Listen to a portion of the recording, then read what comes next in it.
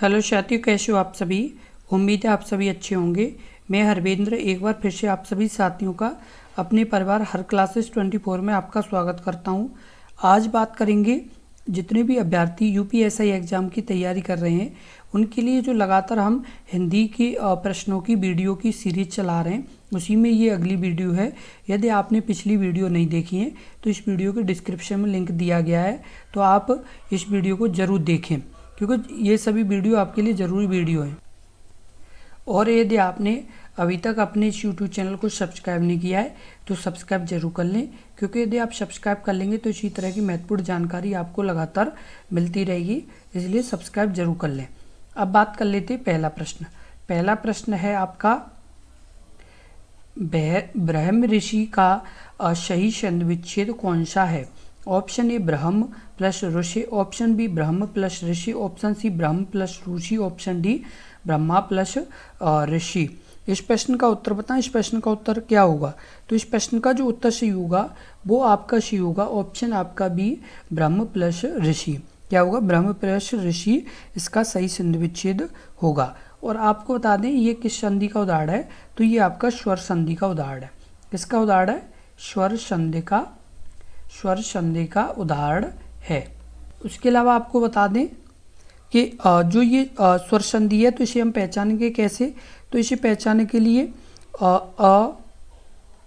Coma आ coma ए coma ई coma ओ coma ऊ और ऋषि के बाद ऋषि के बाद दीर्घ स्वर आए तो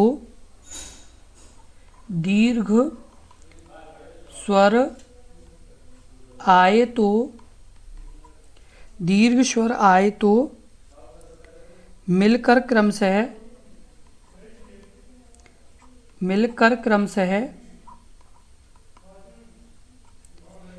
क्रमशः बड़ा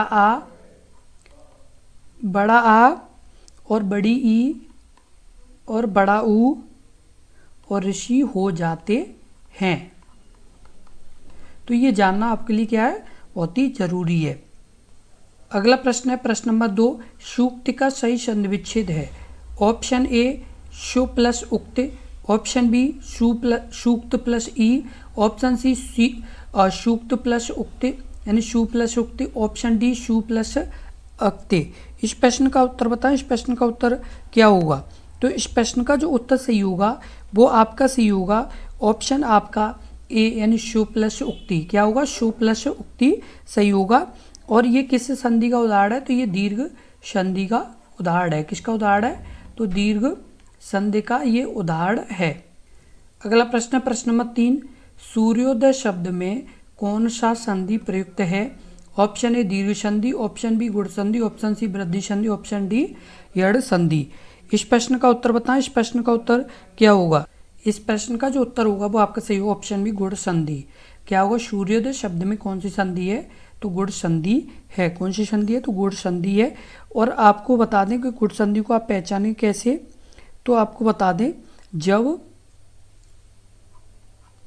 जब अ अथवा आ के पश्चात लघु या दीर्घ ई या ऊ ऋषि आए तो क्रमशः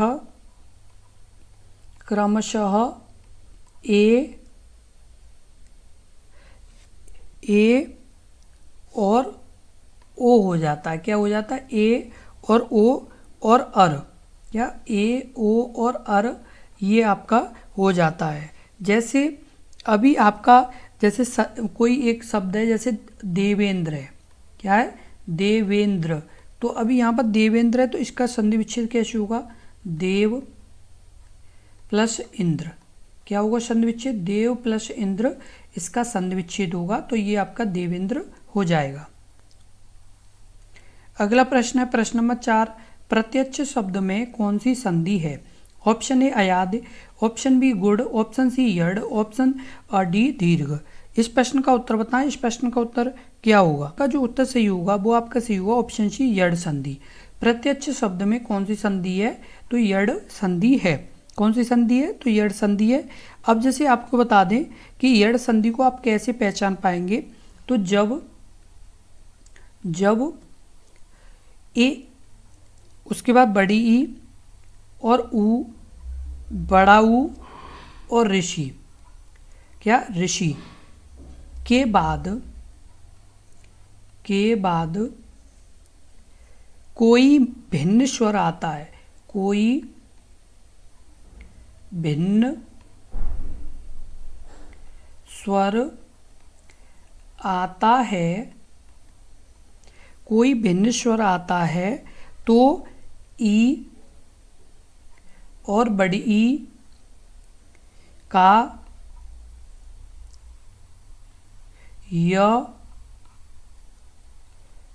और ऊ और बड़ा ऊ का व तथा र का तथा र तथा ऋषि का र हो जाता है। क्या हो जाता है? ऋषि का र हो जाता है। भी आपका शब्द है प्रति, जैसे प्रत्यक्ष है तो प्रति प्लस अच्छ, तो ये क्या हो गया आपका प्रत्यक्ष। अब जैसे ई प्लस अ बराबर क्या होगा? ई प्लस अ बराबर क्या हो जाएगा? अ बराबर क्या हो जाएगा? य हो जाएगा। ये जैसे प्रत्यक्ष, तो ये ई है तो यहाँ से हटेगा तो ये ता हो जाएगा और अ और ई मिलके य बनेंगे तो ये क्या हो जाएगा? अय, यानी प्रत्यक्ष।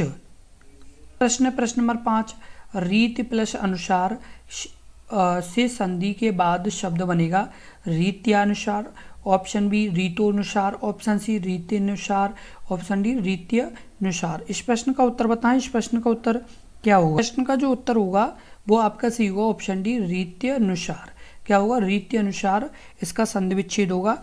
अब जैसे कैसे होगा इसका संधि विच्छेद, तो आपका यदि रीत प्लस अनुसार, तो ये क्या हो जाएगा? रीत्यनुसार। अब आपको बता दें कि ये जो शब्द है ये आपका यड़ संधि का है। किसका है? यड़ संधि का, यानी एग्जाम्पल है। किसका एग्जाम्पल है? तो यड़ संधि का आपका ये एग्जाम्पल है।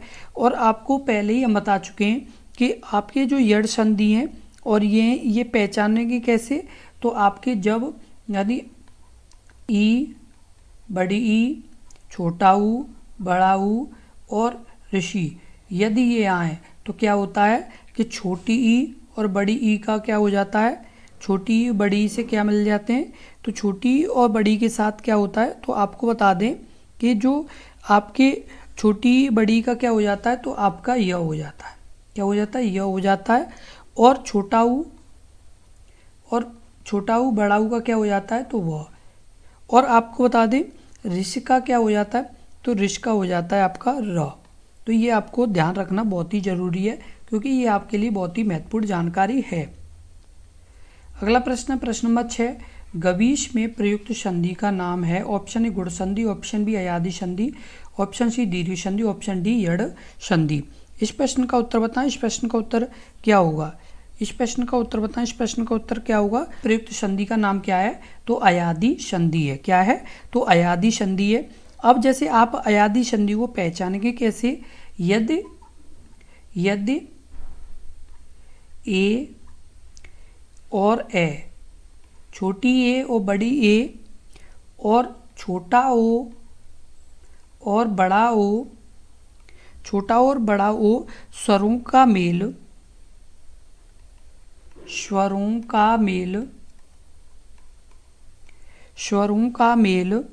दूसरे स्वरों से हो तो, दूसरे स्वरों से हो तो क्या हो? दूसरे स्वरों से हो तो ए का अय, ए का अय, और बड़ी ए का,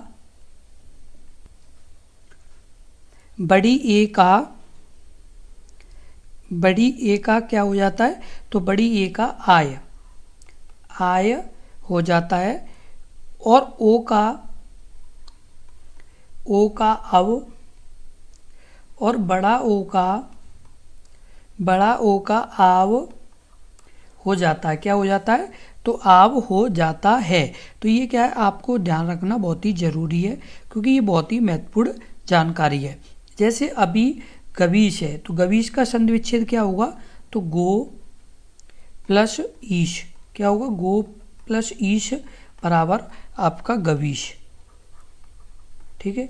अब जैसे ये हुआ क्या है कि आपका जो छोटा ओ है और बड़ी है, इससे मिलकर के आपका यानी क्या बना है, तो अवीश बना है। क्या बना है, अवीश।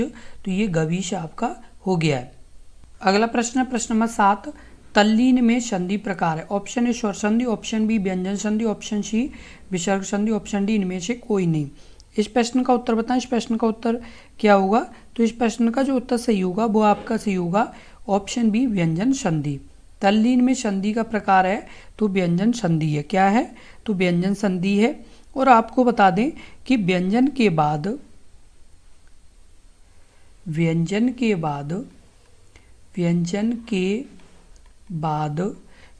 के बाद स्वर या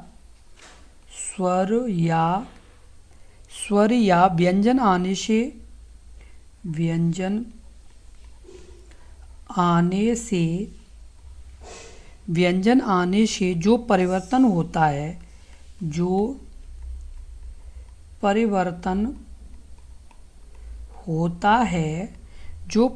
होता है उसे व्यंजन संधि कहते हैं।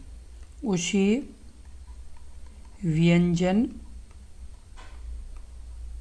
संधि कहते हैं। क्या कहते हैं, तो व्यंजन संधि कहते हैं। अब जैसे आपका जो त, जैसे त के बाद यदि ल हो तो, यानी त के बाद क्या हो, त के बाद यदि ल हो तो त के बाद यदि ल हो तो त ल में बदल जाता है। किस में बदल जाता है, त ल में बदल जाता है। किस में बदल जाता है, तो त ल में बदल जाता है। इस चीज़ को आपको ध्यान रखना। जैसे त प्लस लीन, तो ये आपका क्या होगा, तल्लीन संधि विच्छेद होगा। क्या होगा, तल्लीन का संधि विच्छेद क्या होगा, तत्व प्लस लीन। अगला प्रश्न है प्रश्न नंबर 8। विसर्ग संधि है। ऑप्शन ए निष्कर्म, ऑप्शन बी सदैव, ऑप्शन सी संयोग, ऑप्शन डी ग्रीस। इस प्रश्न का उत्तर बताएं। इस प्रश्न का उत्तर क्या होगा, इस प्रश्न का उत्तर कमेंट बॉक्स में लिखें। इस प्रश्न का उत्तर क्या होगा, विसर्ग संधि यानी कौन सा है, आप इसे बताएं। तो आपको बता दें कि इसमें विसर्ग संधि कौन सा है, तो इसका है उत्तर होगा निष्कर्म। क्या होगा, निष्कर्म विसर्ग संधि है। अब जैसे आपको बता दें कि विसर्ग संधि का ये उदाहरण है, और निष्कर्म का संधि विच्छेद क्या होगा, तो निह प्लस कर्म। क्या होगा, निह प्लस कर्म होगा इसका निष्कर्म का संधि विच्छेद। क्या होगा, निह प्लस कर्म। तो आपको ये ध्यान रखना बहुत ही जरूरी है। अब जैसे इसमें ऑप्शनों में और भी जैसे शब्द हैं, जैसे संयोग है आपका ये शब्द, तो इसका क्या होगा, तो इसका संधि विच्छेद होगा आपका सम प्लस योग। क्या होगा, सम प्लस योग होगा। और ये किसका उदाहरण है, तो व्यंजन संधि का। किसका, व्यंजन संधि का।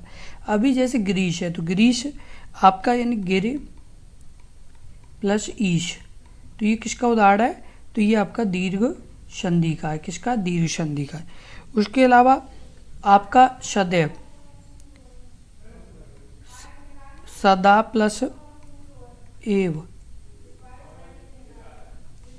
वृद्धि संधि का है।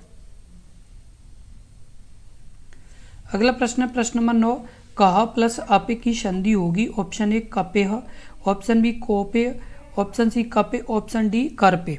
इस प्रश्न का उत्तर बताएं। इस प्रश्न का उत्तर क्या होगा? इस प्रश्न का उत्तर कमेंट बॉक्स में लिखें। इस प्रश्न का उत्तर क्या होगा?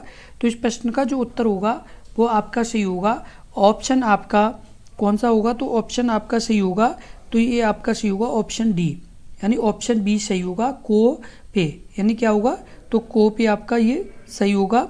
और आपको बता दें कि ये किस तरह से, तो आपको ये बता दें कि जैसे क प्लस अपी, यहाँ पर यदि विसर्ग से पहले, यदि विसर्ग से पहले और बाद में अ हो तो पहले अ और विसर्ग के स्थान पर ओ हो जाता है। क्या हो जाता है? तो ओ हो जाता है। तो आपको ये ध्यान रखना है, क्योंकि आपका जो ये किस तरह से होता है, जैसे अह प्लस अ बराबर आपका हो जाएगा ओ। तो ये आप ज़रूर ध्यान रखें। तो ये आपका क्या होगा? तो ये आपका हो जाएगा, तो ये जैसे अ प्लस ओ यानी को पे, ये इस तरह से आपका लिखा जाएगा। अगला प्रश्न है प्रश्न नंबर 10, षण्मास का संधि विच्छेद होगा। ऑप्शन ए षट प्लस मास, ऑप्शन बी षट मास, ऑप्शन बी षडमास, ऑप्शन डी षण प्लस मास। तो इस प्रश्न का उत्तर बताएं। इस प्रश्न का उत्तर क्या होगा? बी षट, ऑप्शन आपका षट प्लस मास, ये ऑप्शन बी सही होगा। कौन सा सही होगा? तो ऑप्शन बी आपका ये सही होगा। आप इसे ज़रूर ध्यान रखें। और आपको बता दें कि जो ये उदाहरण है, ये किसका उदाहरण है? तो ये व्यंजन संधि का उदाहरण है। किसका उदाहरण है? तो व्यंजन संधि का ये उदाहरण है। तो आपको ये सभी प्रश्न बहुत ही महत्वपूर्ण प्रश्न हमने यहाँ पर बताए हैं। तो आप इन प्रश्नों को बहुत ही अच्छे से अपनी नोटबुक में लिख लें, क्योंकि ये बहुत ही ज़रूरी प्रश्न है। और इसी तरह की बहुत ही महत्वपूर्ण वीडियो के लिए अपने इस यूट्यूब चैनल से लगातार जुड़े रहें, क्योंकि जुड़े रहने से क्या है कि इसी तरह की आपको महत्वपूर्ण जानकारी मिलती रहेगी। और साथ के साथ और भी कोई जैसे सूचना आएगी या कोई भी गवर्नमेंट जॉब से संबंधित नोटिस आएगा, तो सबसे पहले आपको अपने इस यूट्यूब चैनल पर मिलेगा। इसलिए ज़रूर सब्सक्राइब कर लें और लगातार जुड़े रहें। और इस वीडियो को ज़्यादा से ज़्यादा शेयर करें, जिससे और भी अभ्यर्थियों तक ये महत्वपूर्ण जानकारी पहुंच सके। धन्यवाद।